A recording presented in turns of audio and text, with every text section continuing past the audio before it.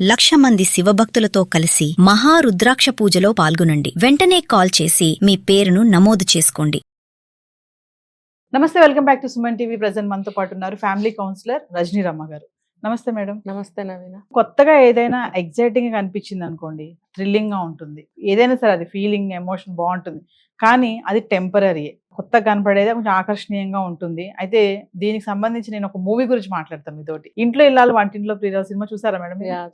అందులో వెంకటేష్, సౌందర్య హీరోయిన్ పేరు నాకు గుర్తులేదు. ఆల్రెడీ సౌందర్యతో మ్యారేజ్ అయిపోయి చాలా మందికి ఈ మూవీ గురించి తెలిసే ఉంటుంది, మనం చెప్పాల్సిన సెన్సేషన్. ఇంట్లో ఇల్లాలు వంటింట్లో ప్రియురాలు అని చెప్పేసి సౌందర్యతో పెళ్లి అయిపోతుంది, ఆఫీస్ క్యాంప్ అని వెళ్ళడము, అక్కడ మళ్ళీ ఒక అమ్మాయిని పెళ్లి చేసుకోవడము, ఇదంతా అందరికి తెలిసిన విషయమే.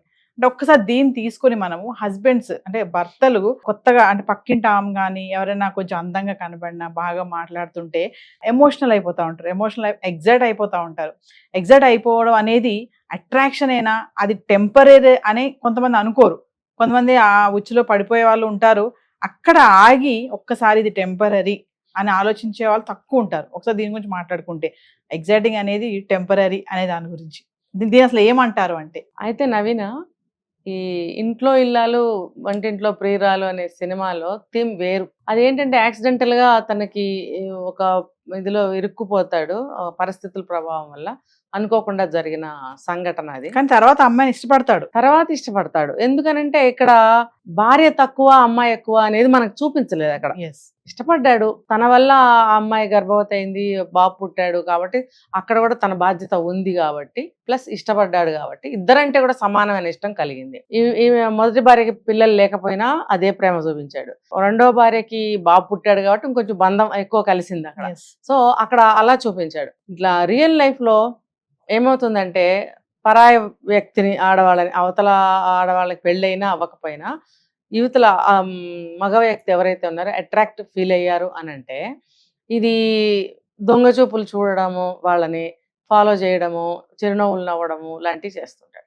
అంటే ఇక్కడ రెండు విధాలుగా చెప్పొచ్చు నవీన. ఒకటి జస్ట్ అట్రాక్షన్, లైక్ ఓకే. రెండోది మనసు పారేసుకోవడం.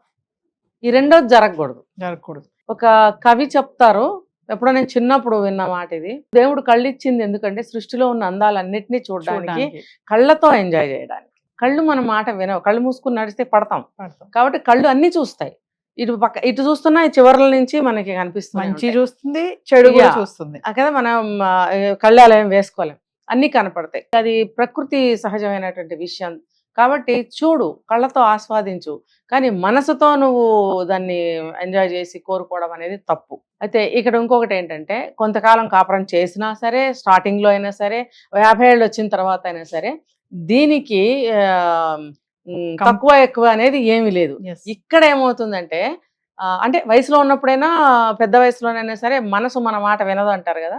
మనసు కోతి లాంటిది. దేన్నైనా చూస్తే కళ్ళు చూస్తాయి, కళ్ళు ఇష్టపడతాయి, మనసు కోతిలాగా గంతులేస్తుంది అనమాట. వెయ్యని చూడు, మనసుతో ఆనందించు, కళ్ళతో ఆనందించు, అంతవరకే. ఓకే. ఇక్కడ భార్యని నువ్వు నీ వయసు మర్చిపోకు. నీకు 50 అయితే ఆమెకు కూడా 40+ ఎంతో ఉంటాయి. ఉన్నప్పుడు అందాలు తగ్గుతాయి, ఓపిక తగ్గుతుంది, పనులు పెరుగుతాయి, బాధ్యతలు పెరుగుతాయి. నీకే లుంగి కట్టుకుని కుర్చీలో కూర్చొని ఆర్డర్లు వేస్తూ, పిల్లల్ని తిడుతూ, భార్యను కేకలేస్తూ, టైం అయితే ఆఫీస్కి వెళ్ళిపోతూ ఉంటావు. ఈ మాట నేను ఒక వీడియోలో మాట్లాడితే మగవాళ్ళకి కోపం వచ్చింది. నేను అందరి 100% నేను ఇలా అనట్లేదు. ఇందులో ఈ కోవలకు ఎవరెవరు వస్తారో వాళ్ళకి చెందుతాయి. కూర్చున్నప్పుడు వీళ్ళకి టైం ఎక్కువ ఉంటుంది, కళ్ళకి అన్ని కనిపించినప్పుడు చూసి చూడనట్టు పోవవి, చూసి చూడనట్టు పోయేది పనిలో ఉన్నోళ్ళు, పని లేని వాళ్ళు పని కట్టుకుని చూస్తారు. ఇలాంటప్పుడు ఏం చేయాలి? ఇక్కడ కూడా నేను ఇదే చెప్తున్నా, చూసి ఊరుకోండి, కళ్ళతో ఎంజాయ్ చేయండి. ఆవిడ బాగుంది, ఆవిడ జడ చాలా పెద్దగా ఉంది, లేకపోతే మంచి చీర మంచి కట్టుకుంటుంది.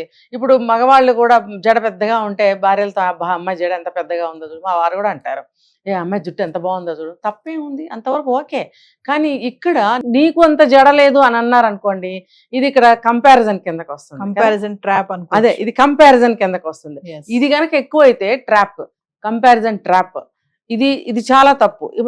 ప్రతి చోట కూడా నువ్వు ఆమెలాగా లేవు, నీకు జుట్టు ఊడిపోయింది, నీకు ఆమెలాగా డ్రెస్సింగ్ లేదు, ఆమె సన్నగా తీగలాగా ఉంది, నువ్వేమో ఇంత లావుగా ఉన్నావు అన్నారనుకోండి. ఆమె సన్నగా తీగలాగా ఉంది 50 ఏళ్ళు వచ్చిన తర్వాత కూడా అంటే ఆవిడ బాడీ తీరది. దానికి ఎవరేం చేస్తారు? ఒక్కొక్కళ్ళ బాడీ తీరు లావు అవుతారు, తినకపోయినా లావు అవుతారు. సన్నగా ఉన్నవాళ్ళు తిన్నాలా పోవచ్చు, బాడీ తీరు. అక్కడ నువ్వు బాడీ షేమింగ్ చేయొద్దు. జడ పొడుగ్గా ఉంది అంటే ఆవిడ తత్వం అది, ఈవిడ తత్వం ఇది. మరి అలాగే ముఖ పోలికలు కానీ, హైటు, వెయిట్, ఏదైనా సరే ఒక వంట చేయటంలో కానీ, వడ్డించే విధానంలో కానీ ఎక్కడైనా సరే నువ్వు కంపేర్ చేసుకున్నావంటే అది కంపారిజన్ ట్రాప్ కిందకే వస్తుంది. అంటే ఏమవుతుందంటే ఇక్కడ నువ్వే ఆ ట్రాప్లో పడుతున్నావు, ఎవరినో పడేయడం కాదు. నువ్వు కంపేర్ చేస్తూ నువ్వు ఏదో ఒక అర్థం తెలియని ఒక ట్రాప్లో నువ్వు పడుతున్నావు. ఏంటంటే గబుక్కని నువ్వు అక్కడ ఆ ట్రాప్కి నువ్వు కమిట్ అయిపోతున్నావు. ఎలా అంటే నువ్వు ఒకటే కంపేర్ చేస్తున్నావు. అది ఇక్కడికి రాదని నీకు తెలుసు కదా, నువ్వు ఏవైతే కోరుకుంటున్నావో అవి ఇక్కడికి రావని అవి ఇక్కడికి రావని నీకు తెలుసు. కానీ పదే పదే నువ్వు మనసు ఎందుకు కోరుకుంటుంది, నీ భార్యలు అయిపోవాలి, ఇంటి పరిస్థితులు మారిపోవాలంటే ఎట్టి పరిస్థితుల్లో అది అవ్వదు. కాబట్టి దీనివల్ల ఏమవుతుందంటే అనవసరమైనటువంటి డిస్టర్బెన్సెస్ కుటుంబాల్లో, మెల్లగా అక్రమ సంబంధాలు ఏర్పడటము. ఇది పెద్ద జాడుంటే నీ భార్య అందంగా వంట చేసి పెట్టలేదా, ఆవిడకి పెద్ద జాడు ఉంది, ఆవిడైనా బ్రహ్మాండంగా వంటలు చేసి పెట్టేస్తుందా. ఒక ఇద్దరు ఫ్రెండ్స్ కలుసుకుందట. ఎందుకునైనా ఇంత దిగులుగా ఉన్నావు అని ఫ్రెండ్ అడిగితే ఆయన చెప్పాట, నాకు దిగులుగానే ఉంది అంటే, ఎందుకు మీ భార్య చక్కగా ఉంటుంది కదా, నీకేం బాధ, ఆవిడ చక్కగా యాక్టివ్గా ఉంటుంది, కులాసాగా చక్కగా స్లిమ్గా స్టైల్గా ఉంటారు కదా, బాగుంటారు కదా, నీకేంటి ఏ విధంగా బాధ అని అంటే, అదే నా బాధ అన్నమాట.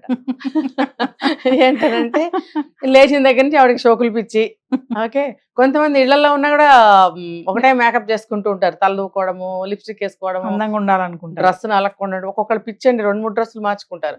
ఎవరిని అట్రాక్ట్ చేయడానికి నాకు అర్థం కాదు. ఓకే, నా కోసం, కల్లా కపటం తెలియని మనసు కోసము అని అంటే కూడా అది ఫ్యామిలీని డిస్టర్బ్ చేయకూడదు. మరి టైంకి వంట చేయకపోవడం, ఏదో పిచ్చి పిచ్చిగా గడ్డిలాగా ఉండి అక్కడ పారేయటము, మాటికి షాపింగ్లకు వెళ్ళటము, ఊరికే తనకు కావాల్సిన అన్ని శారీస్, యాక్సెసరీస్ అన్ని కొనేసుకుని మేకప్ చేసుకోవడం, ఇదంతా నాకేం సుఖం, నాకు కాబట్టి నాకు వేళకి ఇంత ముద్ద లేదు, ఒక మాట లేదు, ఒక ఇది లేదు, ఆవిడ గోల ఆవిడది, నాకేం సుఖం ఉంది అని ఆయన అన్నాడట. మరి మీ భార్య చూస్తే చక్కగా ఈయన అనుకుంటాట, నా భార్య ఎప్పుడు నైటీలో ఉండి వంటింట్లో దేవుకుంటూ ఉంటుందని అంటే, మరి నువ్వే అదృష్టవంతుడు కదా నాయన అని అన్నట. ఆవిడ కుటుంబం కోసం, నీ కోసం, పిల్లల కోసం తృప్తిపరచాలని, సంతోష పెట్టాలని, మీరు ఆరోగ్యంగా ఉండాలని అన్ని చేసి పెడుతుంది, ఇల్లు వాకిలు దిద్దుకుంటుంది. మరి నువ్వు సుఖపడుతున్నావా, నేను సుఖపడుతున్నాను అన్నట. కాబట్టి మనము, నా భార్యకి పెద్ద జడ లేకపోయినా నాకు అన్ని చేసి పెడుతుందా లేదా, ఆవిడ పొట్టిగా ఉన్నంత మాత్రాన మిగతా ఏమీ సరిగ్గా చేయటం లేదా, ఆవిడలాగా పొడుగ్గా లేకపోయినా, ఇది ఇక్కడ కంపేర్ చేసుకోండి. ఇలా కంపేర్ చేసుకుంటే మీరు ఆ కంపారిజన్ అనే అటువంటి ట్రాప్లో మీరు పడకుండా ఉంటారు.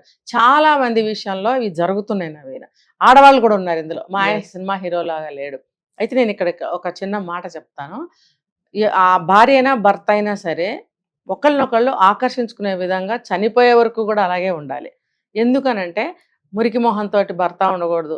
ఎన్నాళ్ళు చూసినా ఉతకని లుంగి కట్టుకునే మొగుడు ఉంటాడు, ఉతకని షర్ట్ వేసుకునే మొగుడే ఉంటాడు, అదే కొంకికి తగిలిచ్చి వేసుకుంటూ ఉంటాడు. మరి ఆ స్మెల్ భార్య భరించలేదు.